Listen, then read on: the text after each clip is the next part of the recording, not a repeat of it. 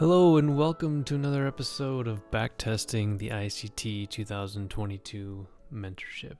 This is episode 16 for Trading Day, Wednesday, January 10th, 2024. We're on the daily chart. We're looking at this move upwards. Since this is a swing low, reversing direction, I'm anticipating another move higher.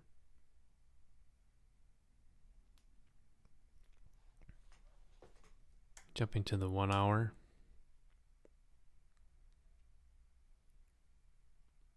And skipping ahead.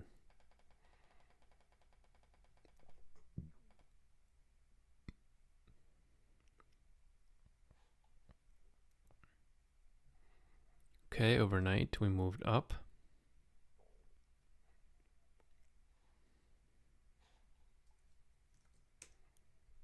The 15-minute. 7:45. You can see our move up and then move back down in.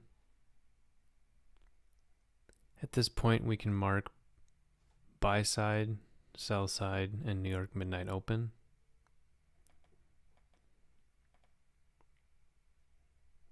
Here we are at the 8:30 news embargo lifted.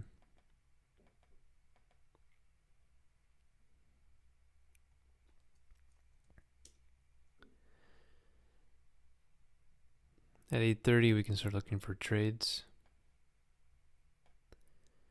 Lately I've been favoring the 5-minute chart. So there's a small fair value gap here. This high is taken out. Again, I'm looking for buys today. There's a large move.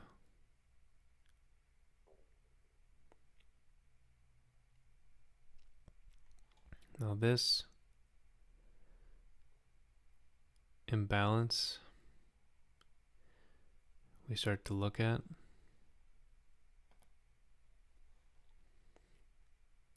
Here I am. I've marked sell side, New York Midnight Open, and buy side, as I mentioned before.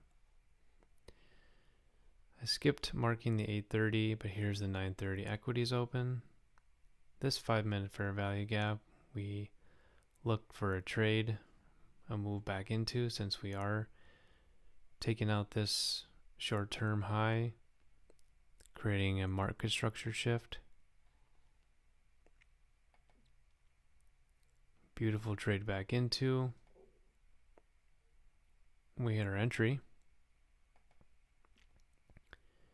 And then we take a loss. It's unfortunate. That was a good RR. 17.5 loss.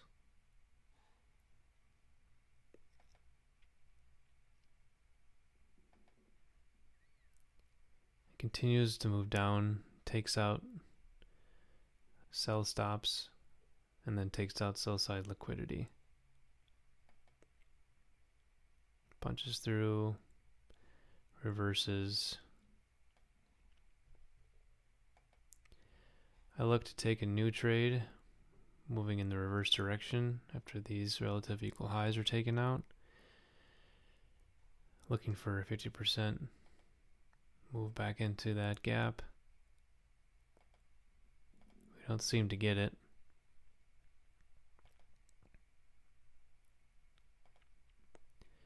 New fair value gap is created after taking out these relative equal highs.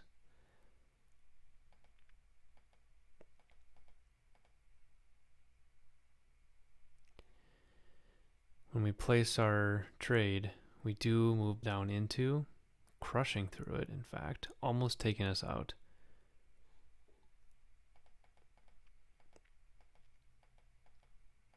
Seems to be doing okay, doing better. Sideways movement, looking good. We're holding through lunch here. Not terribly happy about that. but it does work out in our favor. We're targeting sell side that we mentioned and marked earlier. This is a good trade. We are in the green now.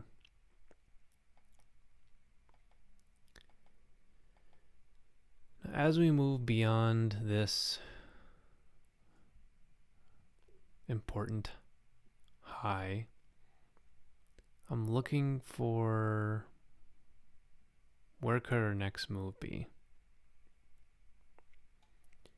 You can see I marked a 1 hour fair value gap that's about to form. There it is. Spoiler alert.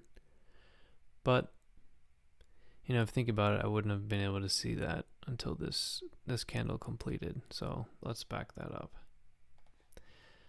Unfortunately, we're going to have to ignore that 1 hour fair value gap, jumping down to the 5 again.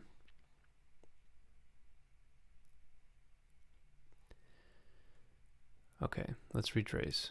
We make our target.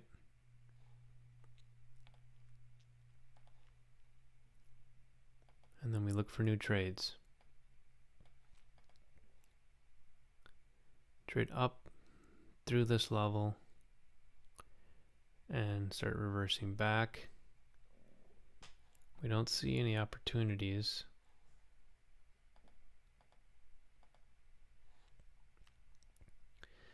At this point, if we're going to take a trade, we need to find some new levels. We can do that by dropping a fib. However, I've tried that. I'll spare you the pain. I wasn't able to find anything, any like real level.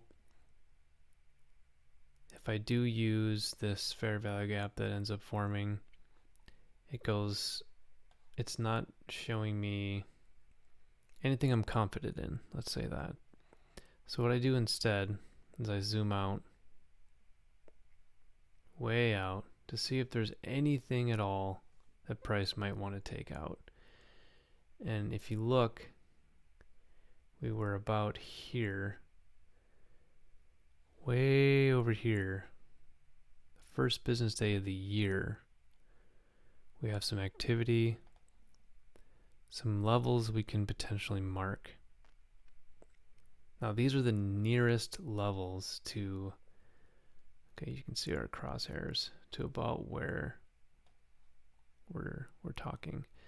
So all I did is I just marked right here and right here. I could have kept going higher, but we want to do low-hanging fruit. This is the very most low-hanging fruit for a level that is potentially significant. Somebody might have put a buy stop here, and it was successful for them all the way until this trading day. Okay, we're back. Our fair value gap forms. We took out these highs, but we took out this high. This is the more significant high. This is the relevant high taken out. These highs are more recent, but they get taken out here and we don't get a trade. This high gets taken out, and now technically we have our market structure shift where we're taking out a high, creating a fair value gap, and looking for a retracement back into that fair value gap for an opportunity.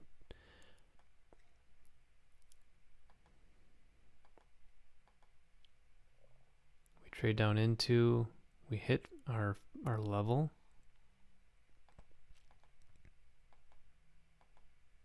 And then we take out this second point of interest.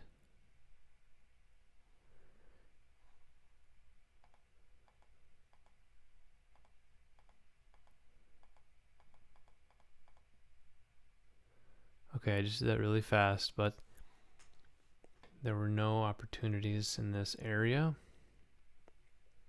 and 3 trades is pretty good for a day. It's interesting we came back down once again. This is a very, very significant level, which is why I am, from a learning opportunity, I'm very curious what happened here. Why did we get taken out? Why did we not magnetize, if you will?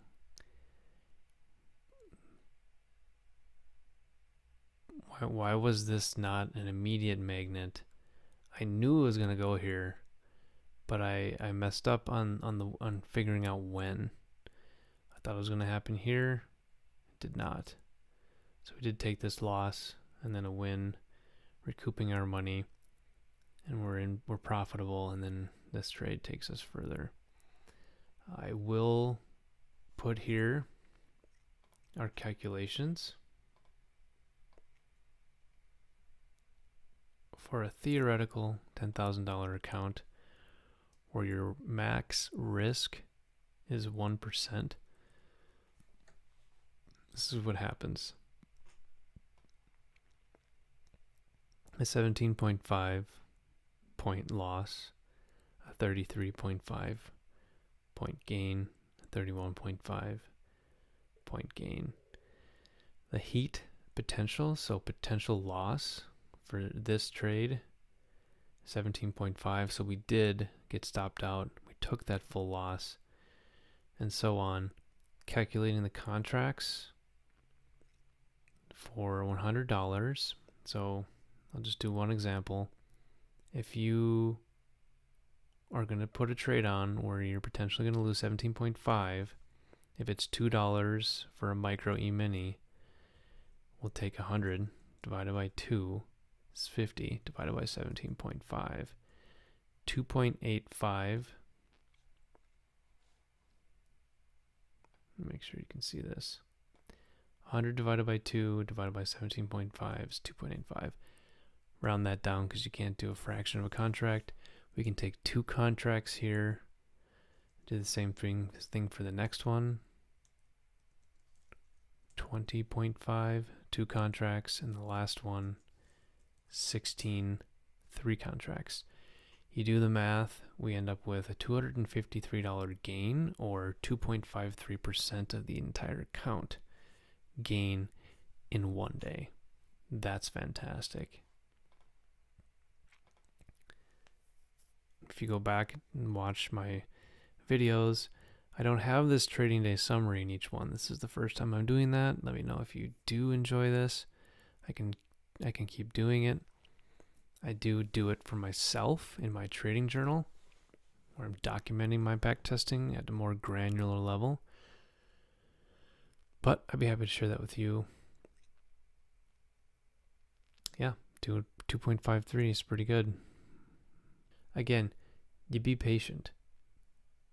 Here I'm backtesting, and I'm trying to do what I would have done if I actually was taking these trades.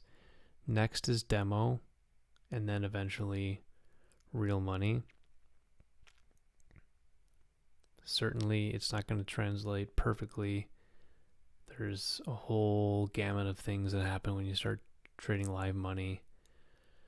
But it's my job to continue backtesting as promised, as instructed. I'm going to journal this trading day and what I thought.